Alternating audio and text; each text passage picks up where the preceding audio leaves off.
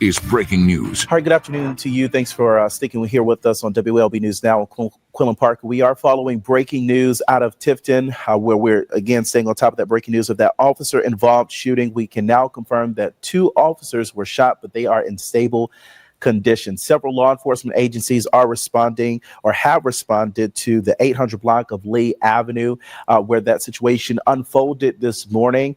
And they are right now asking people to avoid that area as they work this investigation. And right now we can tell you that the suspect is barricaded inside the home where Tifton police were trying to serve that search warrant this morning. Again, those 2 officers were shot, but thankfully they are in stable condition at this hour. Again, the suspect is currently barricaded inside the home on Lee Avenue. We've got multiple law enforcement agencies on scene right now, and we are working to get lots of answers, which we are in the early initial stages of this investigation. But again, if you can avoid the area of Lee Avenue in Tifton, you are asked to do that at all costs. I want to go ahead and break in now. WLB News 10's Zoe Wells, who has just arrived there to the scene. Zoe, kind of walk us through what you're seeing, what you saw as you were coming up there on the scene. Again, really heavy law enforcement presence there. Yeah, Quinlan. As you can see, the scene is like I've never seen before. The streets are blocked off. We're right here on Tyson and 8th Street, a little bit away from where this active scene is and where they are trying to serve that search warrant. When we first got here, we saw GBI come in, County police officers are here, as well as the sheriff department, Cook County Sheriff. When we got here, we tried to talk to some police officers to see where we could set up, and they told us that we should be far enough back because the bomb squad just got here. Now, of course, I don't know what that means for the situation, but I also did see some sheriffs in tactical gear walking back to their car. So as you can see, this is a very, very active situation. I had people riding by me saying their house is right on their street. They cannot get into their house. They're looking to see what's going on. But as you said, it is a officer involved shooting, but they are in stable condition. Yeah, Zoe, and I believe it's very congested in that area. Can you tell us if there are any schools that are nearby? I'm sure dismissal is going to get underway in just about an hour so more here for those students who may be heading home. Do you know if there is a school nearby where you are right now? Yeah, we're on 8th Street, and 8th Street Middle School is way down the road. It is on the same street, but it is multiple blocks away. So the school, I'm guessing, is safe, and it's not really in that general area where we should be worried about middle schoolers or anything like that. It's pretty far away, even though it is on the same street. Gotcha. And I believe we are trying to reach out to the Tiff County School District to see if they've put any safety precautions or any schools, 8th Street Middle School, on lockdown. We're going to reach out there. We do see lots of law enforcement there. I see Georgia State Patrol, the Tiff County Sheriff's Office, and we actually do know that the GBI, they are being called in to help investigate this officer-involved shooting there. Zoe, just kind of also break down, were you able to talk with anybody in the neighborhood when you got there? What are, kind of the emotions? What is the atmosphere out there right now? Yeah, as neighbors, there's neighbors coming out, and I did talk to one couple that was coming down the street when we first got here. They were very concerned about what was going on and just really wanted to know if everybody was okay. They said that they could not get into their home. They lived on the street, and it's so blocked off that and so congested they cannot get back into their home. But they wanted us to come out here and try to find out as much information, and they said they would be watching. But they were just very concerned about what's going on out here. All right. Peace and blessings. Peace and blessings. All praises to the Most High.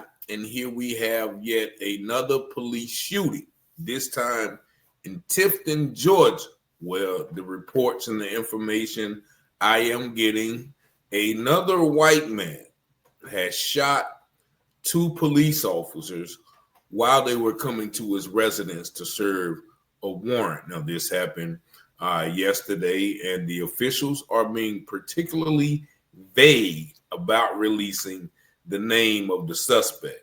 I've scoured the internet, and they're not releasing that name.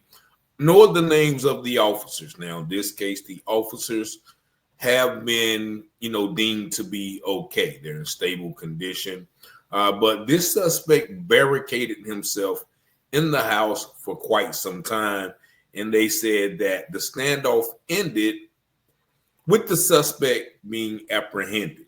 Now, earlier today, you may have watched the video of a young black man out there in Kissimmee, Osceola County, Florida, who was actually on a Facebook Live.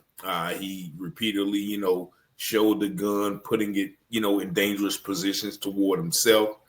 And, he stood off. He hadn't shot anybody. He hadn't shot the police, but he stood off, with the police. And then when he came out with the gun, they said he threw the gun on the ground, but, he was crawling towards the gun, and all of a sudden he gets shot.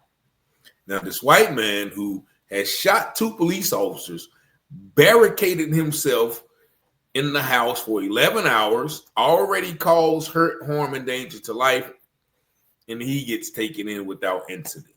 And I cannot discount the racial element of these instances. Oftentimes, as I've repeated, black men are often shot by police with the slightest bit of wrong movement or the wrong actions or words, or, having a Snicker bar or some headphones or a cigarette or a lighter, all of those things. We're shot indiscriminately and unequivocally.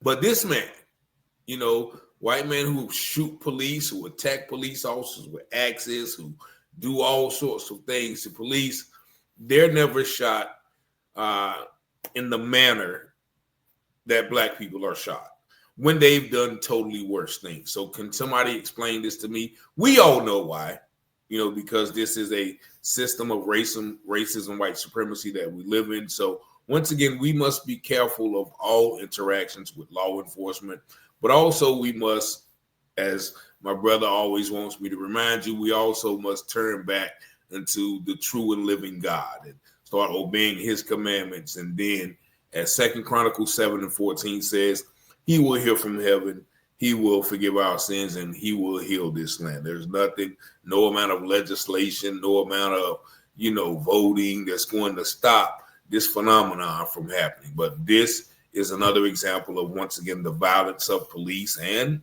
white people coming back on their own heads. We're seeing a lot of these police shootings involving white men from Idaho to Montana to Ohio to Texas, that they're firing upon police when the police come to do their jobs, as they say, when police shoot black men. Well, they were just doing their job. So these police do their jobs, but they are shot more oftentimes by white men than black men, but black men get shot more oftentimes or at a higher clip than white men. But y'all let me know what y'all think about this video in the comments. Y'all see the number 919-587-7782. Thank you for liking, watching, sharing, and subscribing to this channel. And as always, I pray you have peace and blessings.